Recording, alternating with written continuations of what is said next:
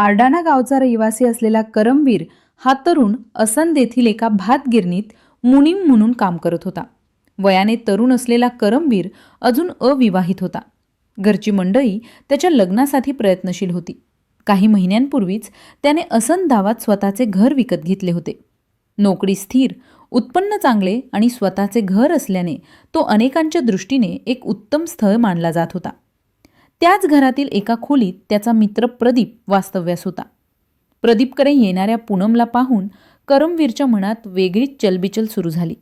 पूनम साधी दिसणारी तरुणी होती, मात्र तिच्या नजरेतील आत्मविश्वास वेगळाच भास देणारा होता. तिला पाहताच करमवीर तिच्याकडे आकर्षित झाला. पूनम कोण आहे याबाबत विचारले असता प्रदीपने विषय टाळण्याचा प्रयत्न केला, पण पूनम करमवीरच्या मनातून काही केल्या जात नव्हती. काही दिवसात योगायोगाने करमवीर आणि पूनम यांची पुन्हा भेट झाली. ओळखीतून बोलणे सुरू झाले आणि बोलण्यातून जवळीक वाढू लागली. पूनमने करमवीरबद्दल अधिक माहिती घेतली तर करमवीर तिच्या सहवासात रमू लागला. हळूहळू ही मैत्री प्रेमात बदलली. करमवीर तिच्या प्रेमात पूर्णपणे गुंतला होता. त्याने ही गोष्ट आपल्या मित्र प्रदीपला सांगितली. वरवर शांत दिसणारा प्रदीप मात्र आतून अस्वस्थ झाला. काही दिवसांनी प्रदीप पूनमच्या घरी गेला. नेहमीप्रमाणे पूनमने त्याचे स्वागत केले, मात्र त्या भेटीत त्यांच्यात वाद झाला. पूनमने स्पष्ट शब्दात सांगितले की ती करमवीरशी लग्न करणार आहे, कारण त्याच्याकडे स्थैर्य, घर आणि नोकरी आहे. प्रदीपला हे ऐकून मोठा धक्का बसला.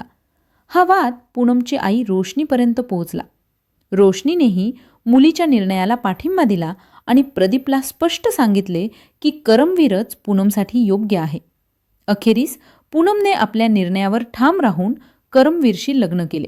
लग्नानंतर करमवीर पूनमला घेऊन असंद येथील नव्या घरात राहायला गेला. सुरुवातीचे दिवस आनंदात गेले. पूनमसारखी पत्नी मिळाल्याने करमवीर समाधानी होता. तो तिच्या इच्छेनुसार वागू लागला. मात्र काही काळानंतर परिस्थिती बदलू लागली. पूनमचा सासरच्या लोकांशी फारसा संबंध राहिला नाही. करमवीर गावी गेला की ती बहुतेक वेळा घरात एकटीच राहत असे. कधीकधी तिची आई रोशनी तिच्याकडे येऊन थांबत असे. करमवीर पूनम आनंदी राहावी म्हणून सर्व प्रयत्न करत होता, पण पूनमचे आयुष्य वेगळ्याच दिशेने जात होते.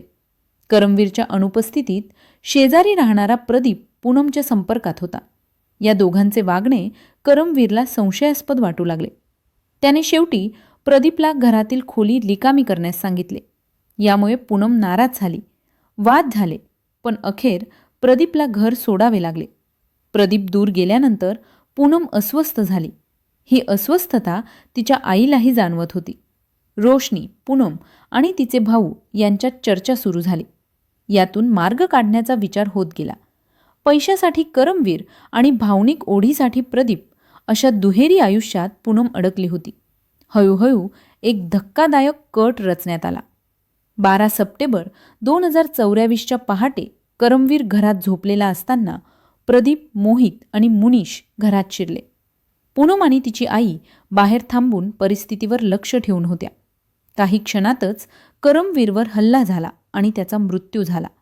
यानंतर सगळे काही नैसर्गिक मृत्यू असल्याचे भासवण्यात आले. पूनमने करमवीरच्या भावाला फोन करून तो बेशुद्ध असल्याचे सांगितले. संशय असूनही सुरुवातीला अंत्यसंस्कार करण्यात आले. मात्र करमवीरच्या भावाला ही बाब संशयास्पद वाटली. त्याने पोलिसांकडे तक्रार केली. पोस्टमार्टम अहवालातून मृत्यूचे खरे कारण समोर आले. तपास पुन्हा सुरू झाला. अखेर पूनम, तिची आई रोशनी, प्रदीप आणि मोहित यांना अटक करण्यात आली. मुनीश आधीच दुसऱ्या गुन्ह्यात तुरुंगात असल्याची माहिती पुढे आली. अशा प्रकारे सुरुवातीला अपघाती किंवा नैसर्गिक वाटणारा मृत्यू अखेर खून असल्याचे सिद्ध झाले.